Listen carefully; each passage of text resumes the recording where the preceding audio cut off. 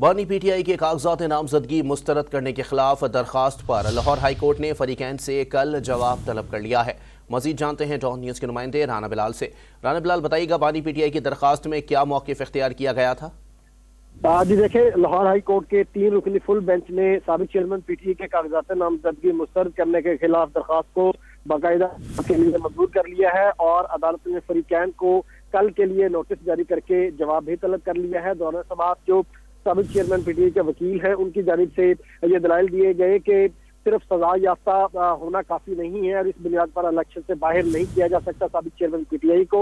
इसके साथ साथ दरखास्त में यह भी मौका इख्तियार किया गया है कि साबिक चेयरमैन पीटीआई के कागजात से नामजदगी गैर कानूनी तौर पर आरओ ने और फिर ट्रिब्यूनल ने मुस्तरद किए। अदालत जो है वो आरओ का और ट्रिब्यूनल का फैसला करारनाम करार देकर साबिक चेयरमैन पीटीआई को लाहौर के हल्का NA 122 और NA 89 से इलेक्शन में हिस्सा लेने की इजाजत दे। 3 रुकनी फुल बेंच ने इब्तदाई दलाइल सुनने के बाद इलेक्शन कमीशन समेत दीगर फरीकैन को कल के लिए नोटिस जारी कर दिए हैं। बहुत शुक्रिया राना बिलाल अपडेट करने के लिए।